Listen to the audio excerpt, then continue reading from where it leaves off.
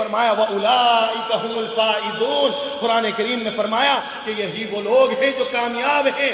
کامیاب کی مثال یہ دی، کامیاب وہ نہیں ہے جو اپنے مال کے اندر بہت عمدہ ہو، جس کے پاس زمین ہو، جس کے پاس مکانات ہو، جس کے پاس دھن اور دولت بہت ہو، جس کے پاس خاندان بہت بڑا ہو۔ یہ کوئی کمال کی بات نہیں ہے۔ فرمایا کہ وہ لوگ میرے نزدیک کامیاب ہیں کہ جنہوں نے بڑی مشقتوں کو برداشت کر کر، تکلیفوں کو برداشت کر کر اپنا جان مال اللہ کے راستے میں لگایا ہو۔ فرمایا یبشرہم ربہم برحمت منہ، اللہ تبارک و تعالیٰ انہیں بشارت دے رہا ہے، جاؤ ان کو خوشخبری سنا دو کہ ان کا اللہ ان سے راضی ہے، اللہ ان سے راضی ہو گیا، اور ایسا راضی ہویا۔ فرمایا ورضوان وجنات لہم فیہا نعیم مقیم، اور میں ایسا راضی ہو چکا ہوں کہ انہوں نے اس تکلیف کو برداشت کیا، انہوں نے اپنے وقت کو اللہ کے راستے میں لگایا، انہوں نے اپنی جان کو، اپنے مال کو اللہ کے راستے میں لگایا، تو فرمایا انہیں جا کر خوشخبری دے دینا کہ اللہ ان سے راضی ہو گیا، اور ایسا راضی ہوا ہے کہ کل قیامت میں جب وہ آئیں گے تو اللہ تبارک و تعالیٰ انہیں ایسی جنت کے اندر داخل کرے گا جس میں وہ ہمیشہ ہمیشہ کے لیے اللہ تعالیٰ کی تمام نعمتوں کو اس سے فائدہ اٹھائیں گے۔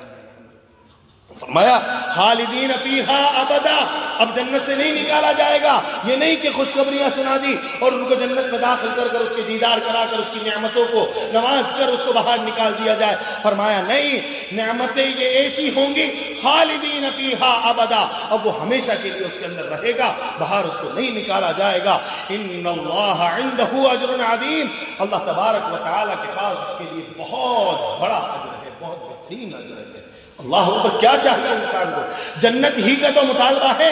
ہم سارے معاملات جو کرتے ہیں ہم کیوں کرتے ہیں؟ کہ ہمارا اللہ ہم سے راضی ہو جائے اور کل قیامت میں ہمیں جنت میں داخل کر دے، ہم جنت میں جانے والے بن جائیں۔ کتنا آسان راستہ بتایا اللہ نے، اور یہ تو طریقہ بھی بتایا، زندگیاں لگائی ہیں، زندگیاں صحاباؤں نے جانیں قربان کی ہیں۔ ہم تو صرف مال قربان کرنے کی باتیں آتی ہیں، اب تو جان کا بھی سوال نہیں رہا، اب تو جان کی بات بھی نہیں ہے کہ جان دے دی جائے، اب تو صرف اپنا وقت نکال کر اپنی زندگیوں کو بدلنے کی کوشش کریں، اس ایمان کو مضبوط کریں، اللہ پر یقین اور اللہ پر بھروسہ ہو جائے۔ انسان جب اللہ کے راستے میں نکلتا ہے تو اسے یہ ساری چیز اس کے دل کے اندر بیٹھ جاتی ہے، کرنے والی ذات صرف اور صرف اللہ کی ہے، اللہ کے علاوہ کوئی نہیں ہے جو نفع نقصان کا مالک ہو۔ نفع نقصان اگر دینے والی ذات کوئی ہے تو صرف اور صرف اللہ کی ذات ہے، اللہ کے علاوہ کسی کی ذات نہیں ہے۔ اللہ نے بڑی خوشخبریاں دی ہیں، بڑی تکالیفیں صحابہ نے اٹھائی ہیں، بڑی تکالیفیں اللہ کے رسول صلی اللہ علیہ وسلم نے اٹھائی ہیں۔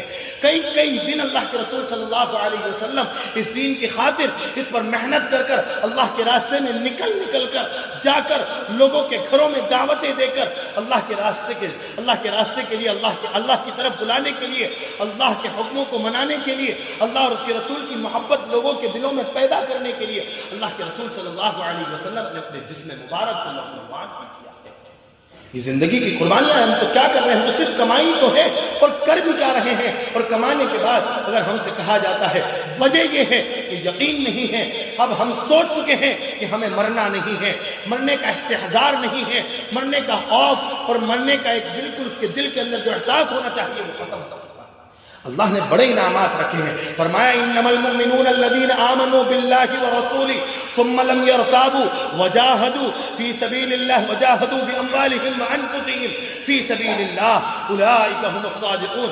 جگہ جگہ اللہ نے فرمایا کہ جو بندہ اپنے مال کو، اپنی جان کو اللہ کے راستے میں لگاتا ہے، مشقتیں برداشت کرتا ہے، اللہ کے راستے میں نکلتا ہے، تو اب اللہ تبارک و تعالیٰ اس سے بڑا خوش ہوتے ہیں، اللہ تبارک و تعالیٰ اس سے بڑا راضی ہوتے ہیں۔ فرمایا اولئک هم الصادقون، یہی لوگ ہیں جو کامیاب لوگ ہیں، یہی کامیابی کی نشانی فرمائی۔ ایک جگہ پر اللہ تبارک و تعالیٰ نے فرمایا، یہ تو قرآن کی آیت فرما رہا ہوں، یا ایھا الذین آمنوا هل ادلکم علی تجارہ تنجیکم من عذاب علیم۔